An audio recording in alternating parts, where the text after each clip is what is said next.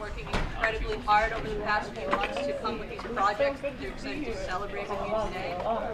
This block will have Marisa Proia presenting on her experience interning at the Horace Mann Elementary School in the library, followed by Miles Hoffman speaking on his research about the authenticity in music. So without further ado, Marisa Proia.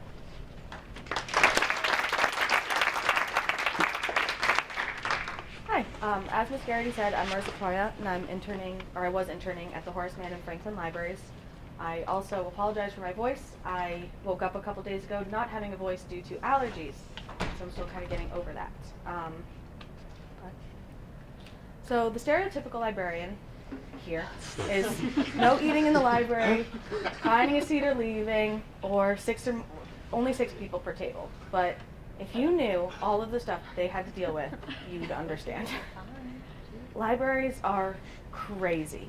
You have kids coming in and out, books everywhere, not where they're supposed to be, chairs, finding their way to places that there aren't supposed to be chairs. And that is even worse in an elementary school library. Books get moved, chairs are everywhere, toys are everywhere, Legos just find their way into the tops of bookcases. I don't know how they get there. So there was this one time on the first day of spring where me and Miss Karam, who was my internship director, she was asking them, the kids, what they like to do in spring or what their favorite thing about spring was. And this is a time where I really enjoyed being at class, in their class, because most of the answers were playing outside or they didn't have to wear coats because there was no snow. There was one kid that said he enjoyed bee busting, which I didn't know what that was, and I'm sure none of you know what that is. So his mother happened to be in the room that day, so we asked her. She said that they have bees coming out of the ground, and her son likes to step on them. Yeah, so he plays a game, him and his siblings, they call it bee busting. Whoever kills the most bees wins. And that was the day that I really decided that I loved being in the library. They're unpredictable. So April was also poetry month. I decided that I would do Blackout Poetry with the kids. So this was a 4th grader who I can't name names, but she made this Blackout poem, and for people who don't know what Blackout Poetry is, you take a page out of a book and you take only singular words to make a poem. This is a 4th grader. Her poem was, "Every hour he disappeared. She called his name, no reply, quiet." She said it was based off of one that I made. This was mine. Foolish children said nothing when passing drinking glasses back and forth, and before they knew it, the last few rays of sunset cast long shadows. That was geared more towards high school. This was my 4th grade example. It was a flower, and it's more of a little design, but that was kind of a little lesson plan that I made with the kids. We also had a 3rd grade trip to the bathroom. One 3rd grader, I also can't name names, but he decided that he had to go to the bathroom. Right after he left the classroom, 3 more kids raised their hand. Then 5 more, until all of the class had their hands raised. We took them down the hall to the boys' bathroom, then down the other hall to the girls' bathroom. And since we only get 30 minutes with them, it ate up all our time. They didn't have any time for books. They were really sad. But we found out later that due to scheduling, the administration put them in recess, inside to drop their stuff off, into the library, and then down to PE. I apologize for this horrible joke that I'm going to make, but Mr. Finnegan told me. We taught them to PEE.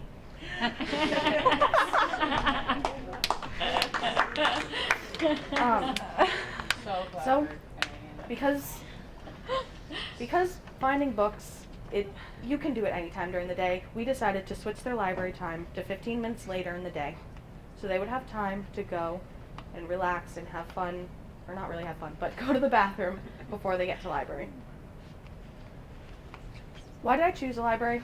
Well, I was a slacker here, as I don't know if any of you have seen it, but my picture is on the wall behind the circulation desk. And I also was a slacker at Bigelow. in 8th grade. And a slacker is the Student Library Assistant Club. I also made the sign that's, I think, is still up.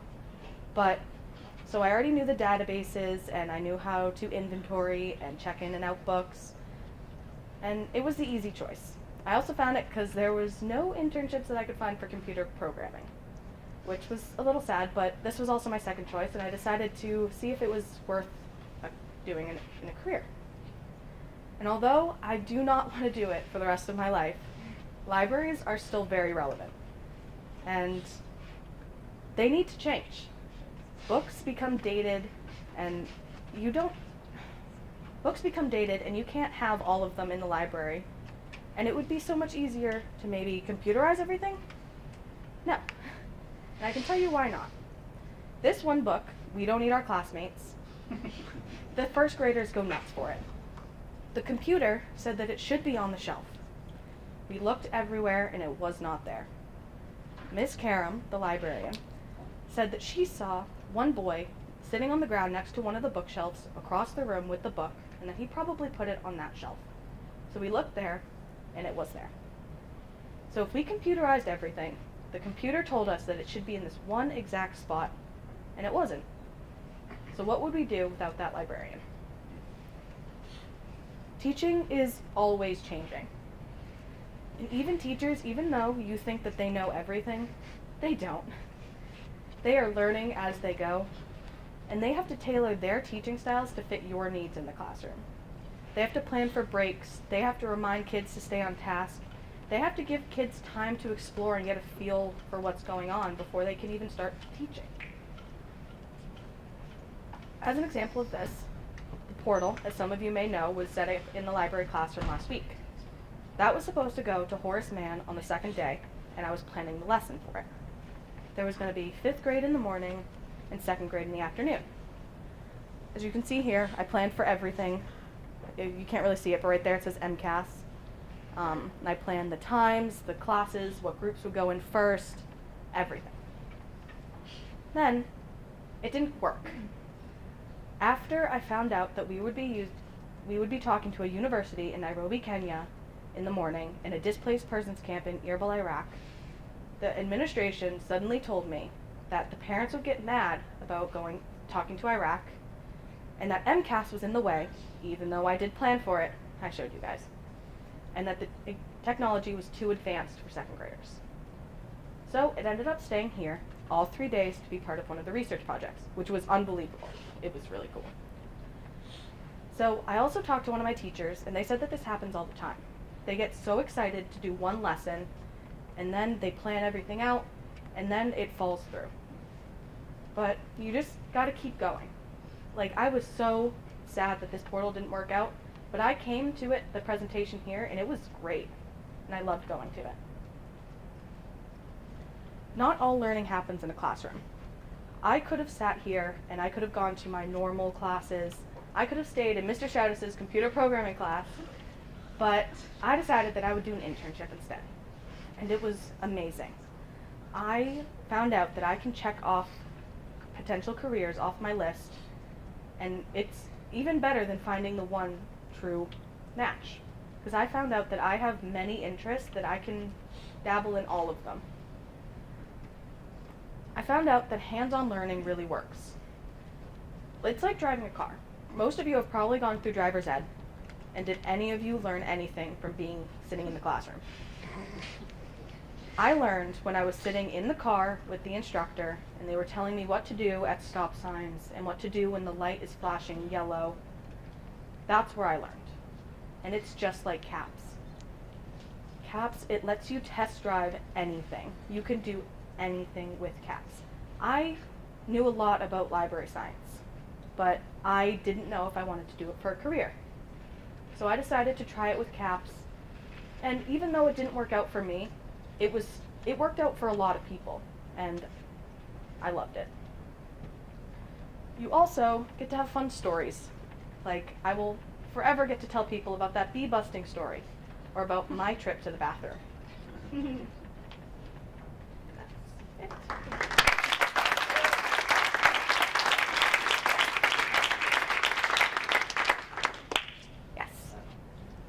So one of my questions is, like, not only do you develop technical skills for a field when you have a hands-on experience, but you learn a lot about like the institutional culture and essential skills that you can transfer to anything. So speaking on the institutional culture, you were talking about how like the